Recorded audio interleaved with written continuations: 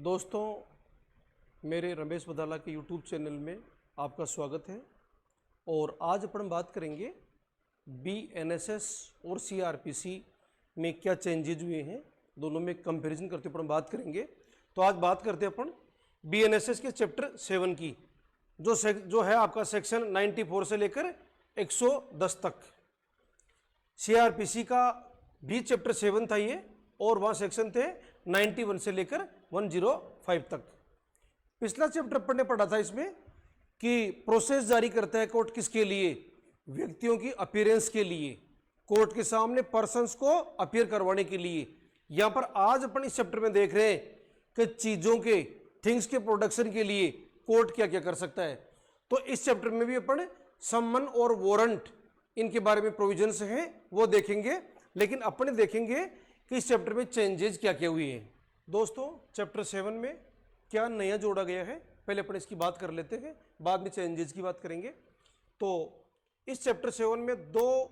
नए प्रोविजन जोड़े गए हैं, और दोनों ही प्रोविजन सबसे ज़्यादा और बहुत ही महत्वपूर्ण प्रोविजंस में से आते हैं। पहला है सेक्शन 105। यह कहना चाह रहा है कि ऑडियो वीडियो इलेक्ट्रॉनिक मीन्स जो भी हैं, इनके माध्यम से, इनके थ्रू ही आप अब सर्च और सीजर के डॉक्यूमेंट्स तैयार करेंगे। कुल मिला के ये कहना ये चाह रहा है कि कोई भी सर्च और सीजर अगर आप करेंगे नई बीएनएसएस के प्रोविजंस के अकॉर्डिंग, तो आपको उसको ऑडियो वीडियो इलेक्ट्रॉनिक मीन्स के द्वारा उसको रिकॉर्ड करना पड़ेगा, और विदाउट डिले कॉम्पिटेंट कोर्ट और अगर एग्जीक्यूटिव मजिस्ट्रेट के जो कोर्ट्स हैं वहां पर आपको इसको सेंड करना पड़ेगा। अब इस सेक्शन को और थोड़ा सा अंदर जाके देखते हैं, तो ये प्रोविजंस किन किन पे लागू होते हैं, कौन सी सर्च और सीजर पे लागू होते हैं। इस बात को समझने से पहले अपने सामने 2 क्वेश्चन हैं। पहला क्वेश्चन तो ये है कि ये जो इस सेक्शन का जो प्रोविजंस है, ये क्या अदर एक्टों की सीजर पे भी एप्लीकेबल होगा या नहीं होगा अदर के लिए। तो इसकी रिप्लाई आपको मिलती है सेक्शन 4, बीएनएसएस का हो चाहे सीआरपीसी का हो। सेक्शन 4 यह कहता है कि ऐसा कोई भी इंडिया का कोई भी बेसिक लॉ हो, आपका आईपीसी हो, आपका पोक्सो एक्ट हो, आपका जेजे एक्ट हो, हालांकि जेजे एक्ट के अंदर अलग से जेजे भी कर रखा है, लेकिन ट्रायल वह करनी पड़े तो उसके लिए आपका एनडीपीएस कोर्ट हो, एससी एसटी कोर्ट हो, चाहे कोई सा भी लोकल स्पेशल लॉ, इसमें कोई सा भी कोर्ट हो, उस एक्ट के जितने भी अपराध हैं उनका इन्वेस्टिगेशन, इंक्वायरी, ट्रायल और अदर प्रोसीडिंग सीआरपीसी के अकॉर्डिंग या बीएनएसएस के अकॉर्डिंग करनी पड़ेगी। या फिर अगर उस एक्ट में किसी भी लोकल लॉ में, स्पेशल लॉ में या आईपीसी जैसे किसी और एक्ट में अगर कोई ये बात कह रखी है कि इस अपराध की ट्रायल, इन्वेस्टिगेशन और इंक्वायरी में हम जो कह रहे हैं उसका ध्यान रखो आप, तो फिर वहां पर उस खास प्रोविजन के संबंध में आपके सीआरपीसी और बीएनएसएस के प्रोविजन लागू न होके उस एक्ट के प्रोविजन लागू हो जाएंगे। तो कुल मिला के साधारण सी बात यह है कि इंडिया का कोई सा भी एक्ट हो, उसका सर्च और सीजर सीआरपीसी ही उनको डील करती है। तो कुल मिला के ये प्रोविजन जो नया है 105, ये आईपीसी और किसी भी लोकल एक्ट और स्पेशल एक्ट सभी में एप्लीकेबल होगा। अब अपने सामने एक सवाल आता है दूसरा क्वेश्चन ये है कि ये कौन सी सर्च और सीजर पर एप्लीकेबल होगा। क्या किसी इंफॉर्मेशन से सर्च और सीजर कर रहे हैं उस पे, क्या विद वारंट कर रहे हैं उस पे, क्या विदाउट वारंट कर रहे हैं उस पे, या कोई चांस रिकवरी है वहां पर क्या करेंगे, या जहां पर सेक्शन 27 इंडियन एविडेंस एक्ट यानी एक्यूज्ड की इंफॉर्मेशन के बेस पे आप अगर कोई सीजर बना रहे हैं, तो वहां पर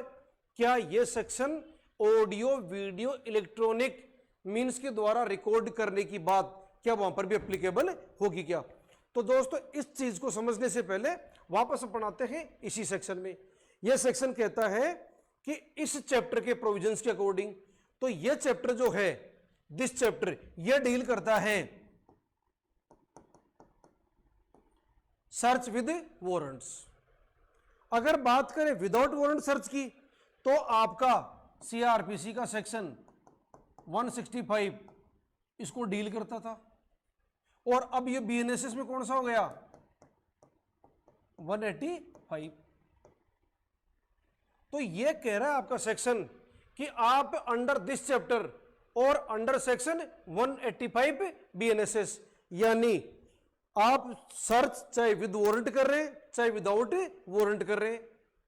आप इसके कॉन्सिक्वेंस में कोई से भी सीजर कर रहे हैं चाहे विद वारंट या विदाउट वारंट, तो आपको इस सेक्शंस के जो प्रोविजंस हैं इनको फॉलो करना पड़ेगा। अब अगर आप किसी भी सीजर को देखें, किसी भी सर्च को देखें, तो या तो हो सकती है विद वारंट या हो सकती है विदाउट वारंट, और चूंकि विद वारंट और विदाउट वारंट दोनों में इसका प्रोविजन एप्लीकेबल है, तो आपकी किसी अपराध की डायरेक्ट कोई प्रॉपर्टी कनेक्टेड है उससे, 27 इंडियन एविडेंस एक्ट की इंफॉर्मेशन से रिलेटेड है उससे, चांस रिकवरी है उससे, आर्म्स एक्ट का कोई मामला है उसमें, आरपीजीओ का मामला है उसमें, यानी सभी लॉज में आपको सर्च, सीजर और टेकिंग पोजीशन की आप जो भी कार्रवाई कर रहे हैं तो उसकी आपको पूरी प्रक्रिया है, यानी स्टार्ट से लेकर एंड तक, और एंड भी कहां तक, उसके डॉक्यूमेंट प्रिपेयर करने तक पूरी प्रक्रिया को आपको ऑडियो वीडियो इलेक्ट्रॉनिक मींस के द्वारा आपको उसको रिकॉर्ड करना पड़ेगा, और यह प्रोविजन मैंडेटरी है, इसलिए इसमें कोई माफी भी नहीं मिलने वाली है। अब थोड़ा सा अपन और आगे चल के बात करें, कर रिकॉर्ड तो हमने कर लिया, उसको मोबाइल से कर लिया या और किसी साधन से कर लिया, तो रिकॉर्डिंग का क्या करें। तो अगर आपने अभी वर्तमान में पूरे भारत में जो चल रहा है ई साक्ष्य ऐप, अगर ई साक्ष्य ऐप के द्वारा आपने उसको रिकॉर्ड किया है तो सभी काम ऑटोमेटिकली उसमें जनरेटेड हो जाएगा और आपको अदर कोई फॉर्मेलिटीज नहीं करनी है। लेकिन अगर आपने अपने पर्सनल किसी साधन से, किसी मोबाइल से या किसी ऑडियो वीडियो रिकॉर्डिंग अदर किसी साधन के द्वारा आपने इस प्रक्रिया को अगर रिकॉर्ड किया है, इसका आपने रिकॉर्ड बनाया है, तो आपको या तो आप उस ओरिजिनल रिकॉर्डिंग के लिए उस ओरिजिनल इंस्ट्रूमेंट को कोर्ट के सामने पेश करें, और अगर ऐसा नहीं करते तो उसकी जो भी रिकॉर्डिंग है उसको आप पेन ड्राइव या सीडी में लेते हैं, तो उसको लेके साथ में 65B इंडियन एविडेंस एक्ट, यानी अब बीएसए की बात करें तो सेक्शन 63 का जो सर्टिफिकेट है वो भी साथ में लगाना पड़ेगा, और लगा के उस रिकॉर्डिंग को इमीडिएट जो भी आपका कोर्ट है या आपका एग्जीक्यूटिव मजिस्ट्रेट है वहां पर उसको भेजना पड़ेगा। तो इस पूरे प्रोविजन को देखने के बाद में, सेक्शन 4 को देखने के बाद में, सेक्शन 165 यानी बीएनएसएस का 185 देखने के बाद में, अब शायद इस बात पर कोई शक करने का कोई आधार नहीं है कि यह प्रोविजन कौन कौन सी सर्च और सीजर में एप्लीकेबल होगा और कौन से एक्टों में एप्लीकेबल होगा। अब बात करते हैं अपन सेक्शन 107 की, यानी प्रॉपर्टी का अटैचमेंट, सीजर और उसकी रेस्टोर करना, वापसी करना। तीन बातें दे रखी इसमें। तो ये प्रोविजन कब लागू होगा, कहां लागू होगा, तो दोस्तों थोड़ा गौर से देखिएगा, बड़ा जोरदार और बहुत इंपॉर्टेंट प्रोविजन है। पहली शर्त तो इसकी सेक्शन को लागू होने के लिए यह है कि कोई भी आईओ है वह किसी भी अपराध का इन्वेस्टिगेशन करते हुए होना चाहिए, यानी इन्वेस्टिगेशन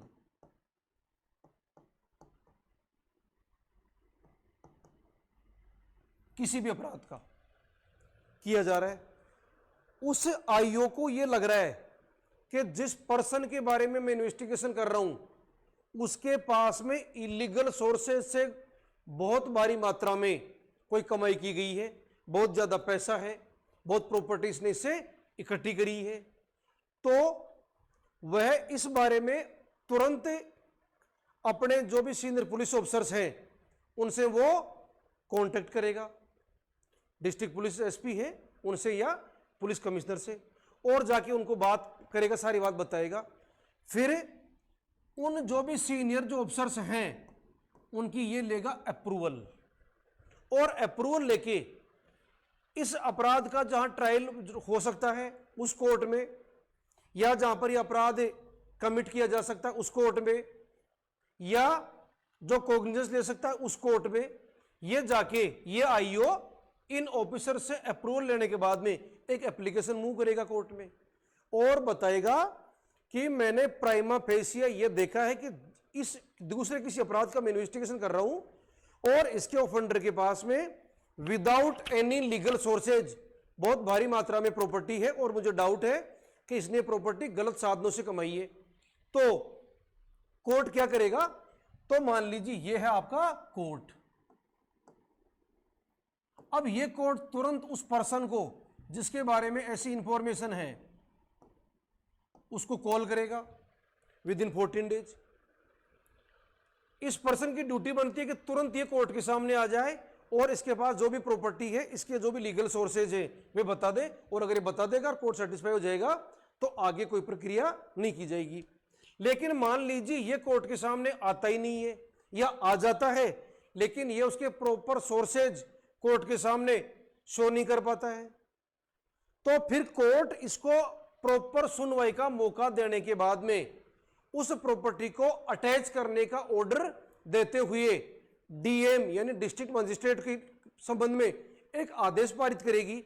वो आदेश क्या होगा कि ये जो भी प्रॉपर्टियां हैं इनके बारे में आप आगे प्रोसीडिंग करें, आप इनको सेल करें और ये पता लगाएं कि ये जो प्रॉपर्टी इस आदमी ने इकट्ठी कर रखी थी इसमें किन किन लोग इससे पीड़ित हैं, उन लोगों को आप ढूंढें, उसके बारे में आप जांच करें और उन सारे पर्सन्स को इकट्ठा करके या उनको आप ढूंढ के ये जो भी प्रॉपर्टीज की आ रही है सेल करने से वो उनके अनुपात के अनुसार उनको आप डिस्ट्रीब्यूट कर दें। आपको जांच तो करनी पड़ेगी ना कि किस किस व्यक्ति ने कितना पैसा दिया है, तो इसके लीगल सोर्सेज उन पर्सन्स को भी बताने पड़ेंगे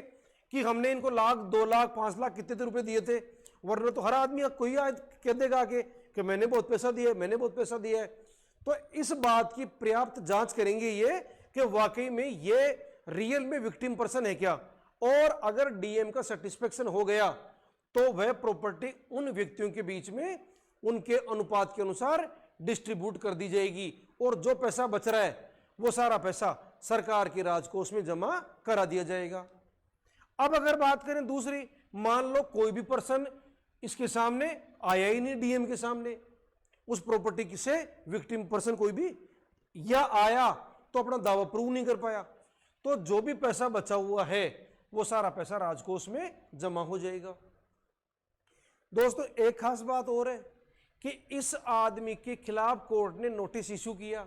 ये आएगा, इसको मौका दिया जाएगा, इसके बाद में प्रॉपर्टी को अटैच किया जाएगा। लेकिन अगर कोर्ट को लगे कि ऐसा प्रॉपर नहीं है तो कोर्ट अपने जो भी रीजंस उनको रिकॉर्ड करते हुए जब नोटिस जारी करता है उस नोटिस के साथ ही इंट्रीम ऑर्डर पास कर सकता है उसकी प्रॉपर्टी को अटैच करने का। और ये अटैचमेंट का जो इंट्रीम ऑर्डर है ये उसका जो फाइनल ऑर्डर जो डिसाइड होगा इस कोर्ट का, इसको सुनवाई का मौका देने के बाद में, उसके बाद में डिपेंड करेगा कि ये जो टेम्परेरी अटैचमेंट किया है इसको आगे कंटिन्यू रखना है ये इसको यहीं पर खत्म कर देना है। तो अगर किसी अपराध के इन्वेस्टिगेशन के दौरान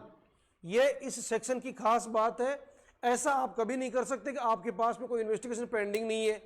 और आप सीधे जाके चले गए किसी के पास में कि बताओ आपकी प्रॉपर्टी के सोर्सेज क्या है। कम से कम अपने जो कोर्ट्स है इनको और जो सिविल पुलिस है उनको डायरेक्ट ऐसी कार्रवाई करने की अधिकारिता नहीं है। लेकिन इन्वेस्टिगेशन अगर चल रहा है किसी भी अपराध का तो ऐसी प्रॉपर्टी जो चाहे किसी भी अपराध से, किसी भी साधन से, किसी भी इलीगल एक्टिविटी से कमाई गई है उन सब के बारे में ये प्रोविजन एप्लीकेबल हो जाएगा। दोस्तों 91 सीआरपीसी क्या कहता है? डॉक्यूमेंट और अदर थिंग्स को प्रोड्यूस करने के लिए समन। अगर बात करें 94 बीएनएसएस की तो ये भी यही बात कर रहा है, हेड तो कम से कम दोनों समान है कि डॉक्यूमेंट और अदर कोई भी थिंग्स है उनको प्रोड्यूस करने के लिए समन। अब इस बात को समझने से पहले थोड़ा सा अपन एक बार 91 सीआरपीसी को देखते हैं। 91 सीआरपीसी कहता है कि अगर किसी पुलिस ऑफिसर को या कोर्ट को अगर किसी डॉक्यूमेंट या अदर थिंग्स की कोई नीड है जो किसी पर्सन के पोजीशन में है तो इसके लिए कोर्ट सम्मन इश्यू कर सकता है और पुलिस ऑफिसर उसके नाम से ऐसा नोटिस इश्यू कर सकता है। तो अब इस चैप्टर में चेंज क्या हुआ, फिर एक बार मैं आपको वापस यहीं लेके आऊंगा चेंज क्या हुआ। तो ये जो सेक्शन है आपका 91 ये है डॉक्यूमेंट और अदर थिंग्स के लिए, यानी डिजिटल और इलेक्ट्रॉनिक जो एविडेंस है उसको प्रोड्यूस करवाने के लिए इस सेक्शन में एक्सप्रेस प्रोविजन नहीं था और जाते थे इस सेक्शन में तो एक डॉक्यूमेंट की डेफिनेशन के द्वारा इंटरप्रेट करके वहां पर जाया जा सकता था। लेकिन इलेक्ट्रॉनिक कम्युनिकेशन और डिजिटल जो भी आपका एविडेंस है उसके लिए इसमें प्रोविजन नहीं था। तो 94 बीएनएसएस में इलेक्ट्रॉनिक और डिजिटल एविडेंस को भी प्रोड्यूस करवाने का ऑर्डर दिया जा सकता है। और प्रोड्यूस कैसे करेंगे, यहां पर फिजिकली ही उनको प्रोड्यूस करनी पड़ती थी, लेकिन यहां पर फिजिकली और इलेक्ट्रॉनिक रूप में भी उनको प्रोड्यूस किया जा सकेगा। तो दोस्तों ये इस चैप्टर में एकमात्र चेंजेज है, जबकि 2 प्रोविजन नए जोड़े गए जिनके ऊपर ने अभी बात की है। तो दोस्तों कुल मिला के इस चैप्टर में